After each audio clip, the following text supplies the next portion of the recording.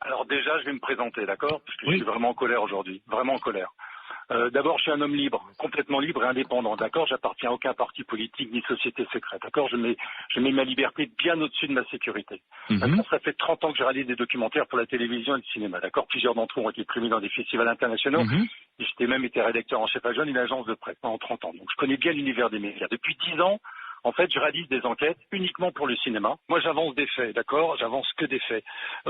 C'est pas moi qui ai inventé les réunions, les 22 000 de 201. C'est pas moi qui ai montré que effectivement, en 2020, en pleine pandémie, il y a des sociétés qui s'appellent Square, qui ont été montées, qui sont spécialisées dans le numérique.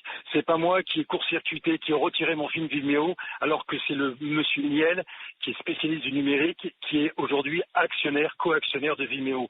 Ça fait quand même beaucoup de choses. Et moi, je comprends toujours pas comment il y a une haine, il y a une pression énorme. J'ai actuellement toute ma petite équipe qui me suit, qui est sous pression, vous pouvez même pas imaginer. Nous, on a bossé, on a fait vraiment un acte citoyen. Juste une question, le Lancet, c'est un complot ou c'est pas un complot? La fameuse étude du Lancet.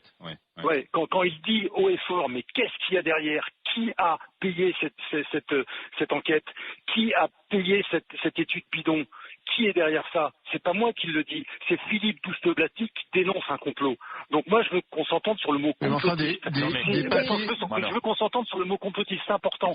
Si un complotiste, c'est quelqu'un qui dénonce les complots, je suis complotiste. On m'a envoyé un lien hier soir, j'ai passé toute la nuit, d'une certaine Ilona Sicurel, d'accord, une députée de La République En Marche. Elle est arrivée vent debout sur un plateau de CNews, en menaçant, regardez bien, en menaçant la présentatrice, en disant putain, vous vous mettez en danger, en vous solidarisant de votre confrère. Votre confrère, c'était Pascal Praud, parce que j'ai mon producteur qui a eu le malheur d'être invité et de parler un petit peu de ce film. Ce film pose des faits, pose des informations que j'ai absolument pas inventées et suscite le débat. Il doit susciter le débat. Mais la réaction de cette femme, qui a été une réaction épidermique vive, je me suis dit tiens, ça c'est pas naturel. Donc j'ai commencé à chercher. Ilona Sicurel, vous savez qui c'est Ilona Sicurel? Son frère s'appelle Michel. Il a dirigé la compagnie financière Edmond Rothschild. En 2014, il crée la holding financière La Maison, qui réunit notamment tous les grands spécialistes du numérique. Et je montre dans mon film que le numérique est à la base de ce hold-up mondial. Moi, je pose des faits, je pose des incohérences, mais devant autant d'incohérences, et comme le dit très bien même le directeur du département recherche Jeden, Michael Jeden, département de recherche de Pfizer, devant autant d'incohérences, à un moment donné, vous êtes obligé de vous dire, mais qu'il y en ait autant, ça peut pas être involontaire.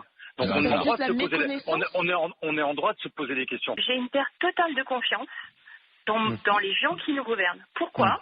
Parce que, en fait, aujourd'hui, mon pays est gouverné par une table ronde. Et ça, aujourd'hui, voilà. C'est quoi la table ronde? Pour moi, la table ronde, aujourd'hui, c'est simple, c'est le conseil. Ça veut dire que où sont nos grands principes démocratiques? Le conseil scientifique. Oui. Non, mais même aujourd'hui, on est encore... En fait, cet état d'urgence, il est constamment renouvelé. Ça veut dire que moi, aujourd'hui, je veux juste retrouver un débat démocratique. Je veux retrouver mon Assemblée nationale, effectivement, qui a un vrai pouvoir. En fait, aujourd'hui, je ne conçois plus que, en fait, j'ai l'impression que mon pays est dirigé par quelques hommes.